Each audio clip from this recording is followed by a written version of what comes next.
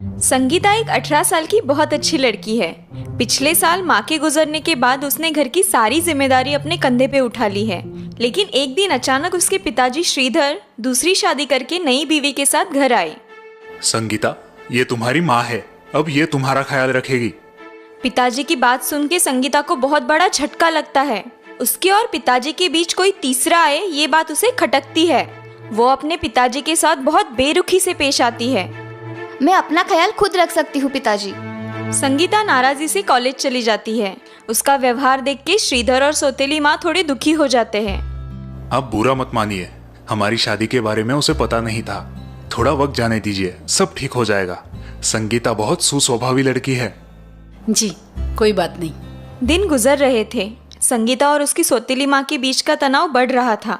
Sangeeta, college से जल्दी घर आया करो। अब क्यों मेरी लाइफ में ताक-झाक कर रही है? अपना काम देखिए। वही तो कर रही हूँ बेटा। ठंड का मौसम शुरू हो रहा है, अंधेरा भी जल्दी हो जाता है, इसलिए ये स्वेटर तुम। बस कीजिए ये प्यार का नाटक। आप मेरी माँ की जगह कभी नहीं ले सकती, ये याद रखिए। संगीता अपनी सौतेली माँ को एक्सेप्ट नहीं कर पा रही है। उनकी हर बात से उसे गुस्सा आता, फिर चाहे वो उसकी भलाई के लिए क्यों ना हो। पता नहीं क्या समझती है अपने आप को, हर बात में दखल अंदाजी कर रही है। ये खाओ, ये मत खाओ, ये करो, वो मत करो, ये कपड़े पहनो, घर जल्दी आओ। I just hate her. Sangeeta की सौतेली माँ का पेशेंस भी अब धीरे धीरे खत्म हो जाता है और अब दोनों में रोज नोकझोंक होने लगती है। भलाई का तो जमाना ही नहीं रहा। कितना भी किसी के लिए करो, उसे उसकी कोई कीमत ही नहीं होती। क्या हर सौतेली माँ बुरी होती है? हाँ, बिल्कुल ठीक कह रही हो बहन। ये लड़की है ही नकचड़ी। बड़ों से बात करने की जरा भी तमीज नहीं है इसे। ससुराल जाके हमारी ही नाक काटेगी ना। लेकिन और नहीं तो क्या, तुम भी अब उसके साथ सख्ती से पेश आना।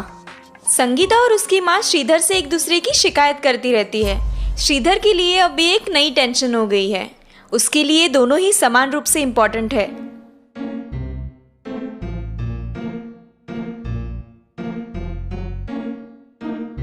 सुनिए, आप जरा अपनी लाडली को समझाइए।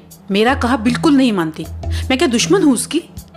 आप शांत रहिए, मैं उससे बात करूंगा।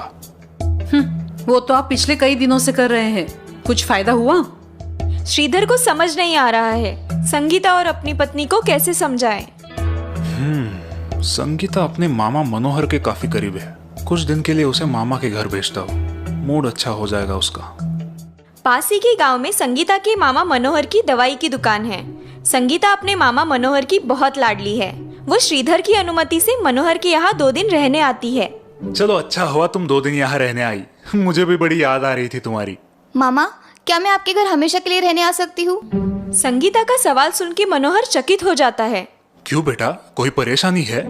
संगीता झिझकते हुए अपनी मन की बात मनोहर को बताती है। जी वो मेरे उस घर में आई नई औरत के साथ बिल्कुल नहीं बनती। I hate her.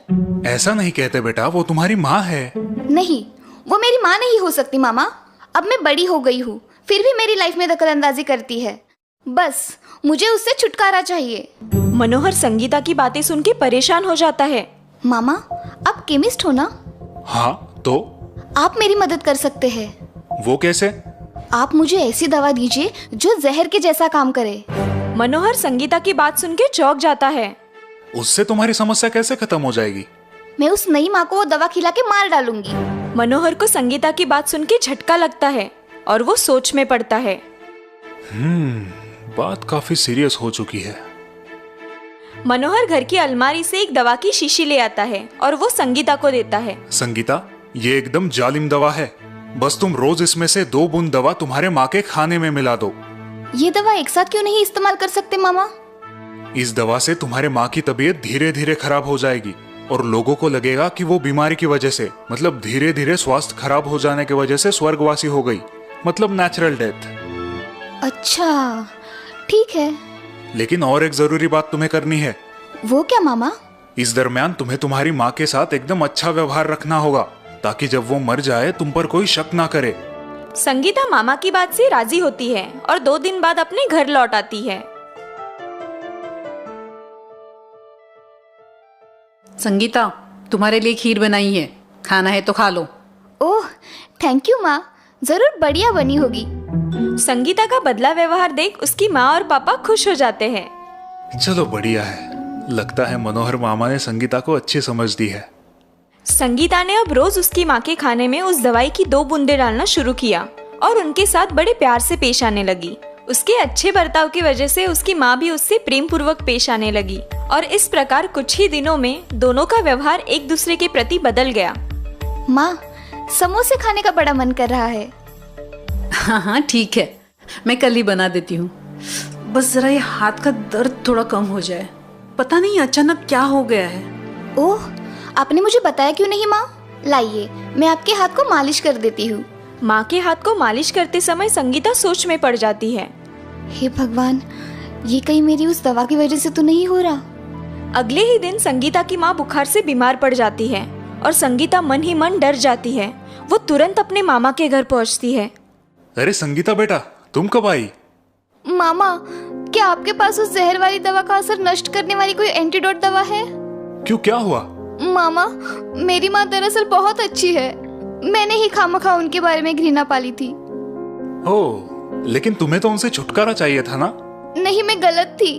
मुझे वो अच्छी लगती है, मैं उन्हें खोना नहीं चाहती। लेकिन अब उस जहर का असर दिख रहा है, वो बीमार पड़ रही है। प्लीज उस जहर का एंटीडोट दीजिए। कौन सा जहर? जो आपने मुझे दिया था माँ के खाने में मिलाने के लिए। संगीता की बात सुन के मनोहर हंस पड़ते हैं और संगीता चकरा जाती है। संगीता, मैंने तुम्हें जो दवा दी थी वो कोई जहर वहर नहीं थी, शक्कर की चाशनी थी। मनोहर की बात सुन के संगीता चकित और रिलैक्स हो जाती है। क्या? Oh thank God. लेकिन आपने ऐसा क्यों किया मामा?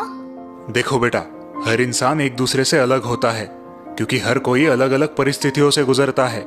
लेकिन हमें एक दूसरे को समझने की दिल से कोशिश करनी चाहिए, तभी अच्छे रिश्ते बन सकते हैं। संगीता मनोहर की बात ध्यान से सुन रही है। और जब कभी अपने ही लोगों के बीच तनाव आ जाता है, तब उनसे जुड़े हर किसी व्यक्ति की यही कोशिश होनी चाहिए, वो दोनों परिचितों को शांत रहने का सुझाव दे और उन्हें सही दिशा दिखाए। बस मैंने वही किया। संगीता मामा को धन्यवाद देके तुरंत अपने घर निकलती है।